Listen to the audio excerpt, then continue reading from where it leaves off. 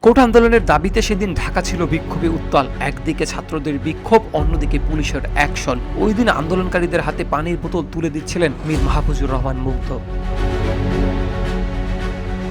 টি-শার্টের হাতা দিয়ে টিয়ার গ্যাসের জ্বলতে থাকা চোখ মুছতে মুছতেই সবার মাঝে বিলিয়ে দিচ্ছিলেন পানির বোতল। হঠাৎ মুগ্ধর মাথায় গুলিবদ্ধ হয়ে লুটে পড়েন রাস্তায়। তখন সন্ধ্যা ঘনিয়ে আসছিল। মুহূর্তেই মুগ্ধর রক্তে যখন রাস্তা ভেসে যাচ্ছিল, তখন তার বন্ধুরা বহু সংগ্রাম করেও সঙ্গে সঙ্গে তাকে হাসপাতালে নিতে পারেননি। অসংখ্য পুলিশ অস্ত্র হাতে এগিয়ে আসছিল। কিছুক্ষণ পর রিকশায় করে মুগ্ধকে নিকটস্থ ক্রিসেন্ট হাসপাতালের ইমার্জেন্সিতে নিয়ে গেলে ডাক্তাররা তাকে মৃত ঘোষণা করেন।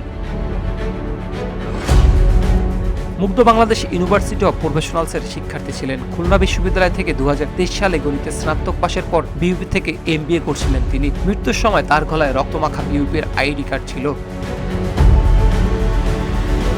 মুগ্ধ নিহতের 6 মাস পরে গতকাল বৃহস্পতিবার মানবতা বিরোধী অপরাধের অভিযোগে আন্তর্জাতিক অপরাধ ট্রাইব্যুনালে অভিযোগ দাখিল করেছে তার পরিবার। কারো নাম উল্লেখ না করে পরিবারের পক্ষ থেকে ট্রাইব্যুনালের চিফ প্রসিকিউটরের কার্যালয়ে এই অভিযোগ করেন মুগ্ধর যমজ ভাই মীর মাহফুজুর রহমান সিদ্দিক।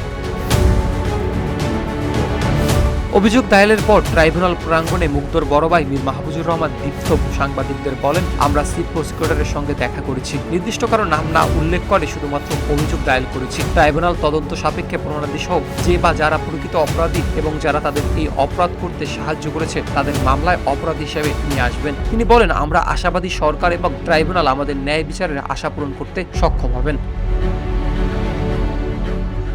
তিনি আরো বলেন, বিচার প্রক্রিয়ার সবচেয়ে গুরুত্বপূর্ণ হচ্ছে সাক্ষ্য প্রমাণ। এটি মূলত প্রশাসনের দায়িত্ব হলেও আমরা নিজেরাই বেশ কিছু প্রমাণাদি সংগ্রহ করেছি। কারণ বিচার ব্যবস্থা বাধাগ্রস্ত হোক বা ন্যায় বিচার প্রক্রিয়াতে সময় লাগুক তা চাইনি। আমরা চাই ফরেনসিক বিশেষজ্ঞরা দ্রুততার সঙ্গে প্রকৃত অপরাধীদের শনাক্ত করবেন। এখানে প্রমাণ সংগ্রহ করে আমরা তাদের কাজ অনেকটাই এগিয়ে দিয়েছি। স্নিগ্ধ গণমাধ্যমের উদ্দেশ্যে বলেন, আমরা ব্যক্তিগত উদ্যোগে যে প্রমাণাদি সংগ্রহ করেছি তার ভিত্তিতে বলতে পারি যে পুলিশের চালানো গুলিতেই সেদিন মুগ্ধর জীবন চলে গেছে। ডিজিটাল প্রযুক্তির কল্যাণে এখন সত্যতা প্রমাণ করা কঠিন কোনো বিষয় নয়।